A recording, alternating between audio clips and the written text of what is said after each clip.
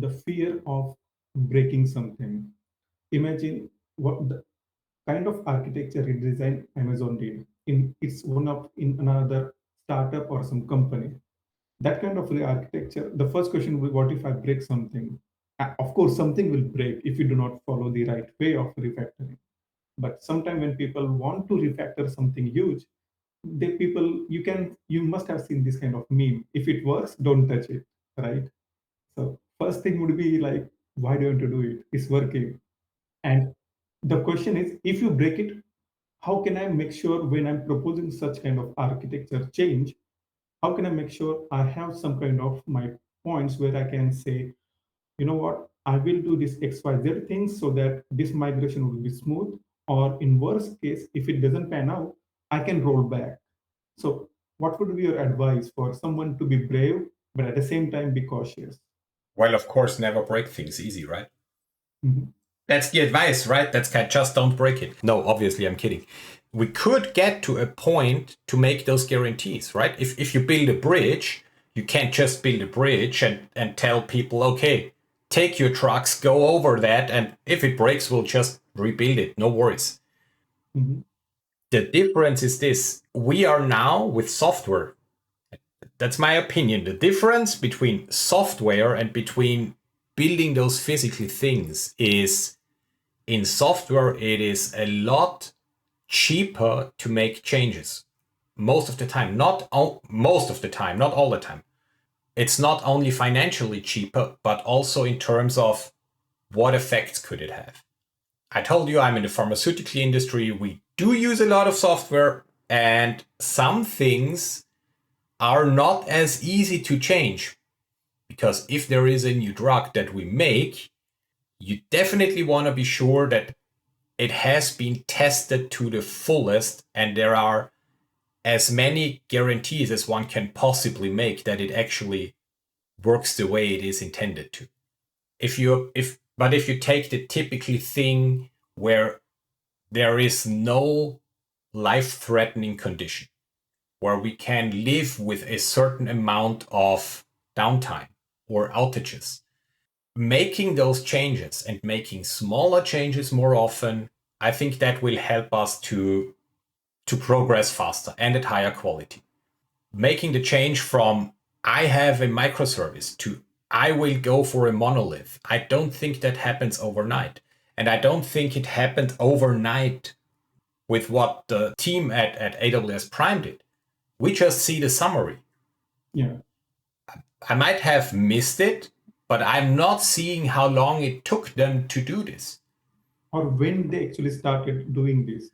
Exactly. So they might have done things like we are running the old version, the microservices version, and in parallel, we are already running the new version, and we just see which one works better. That's something that they could have done. And at the end, they decided, oh, this now new version works better. We'll just throw away the old thing. They could have done a million different ways. What we see is just the end result describing this is where we started, this is where we ended up. And at the end, there is cost savings. But we don't Yeah. know how they did it. And I think how you do that stuff, that's more important than we all like to believe. Initial decisions, like let's do that in a microservices architecture. It's important to take those decisions because you have to agree on something, otherwise you can never start working as a team. If you take that decision, you can move forward.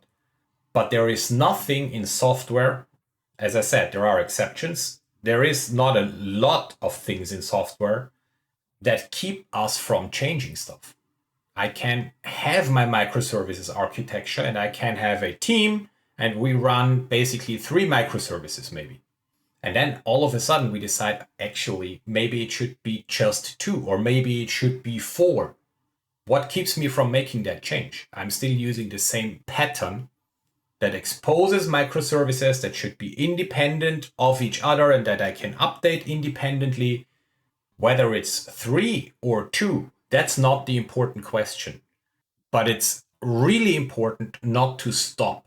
And that brings me back to when I get the question from some business unit of why should we change that and how can I make guarantees?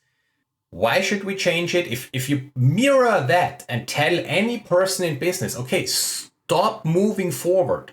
You will from now on use the same marketing material for the next 5 years. You must not make changes to any of that. Or if you make changes, you have to give me guarantees that it will work. I wouldn't recommend doing that. I've tried it. It is not well perceived. But people will not like that kind of question. And I think when we're fair and we're having that kind of discussion, I can give you those guarantees. It will just be immensely expensive.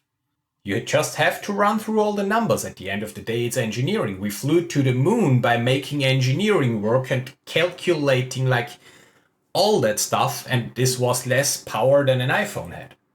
We verified that. It's possible. It's just really, really expensive. Very well Why said. should I make changes? Because we want to get better. It's not just about, let's say, nerding out and using the cool new framework. It is about things that I can now do faster, or at least I hope to be able to do faster, that I couldn't give you as fast as last week, maybe.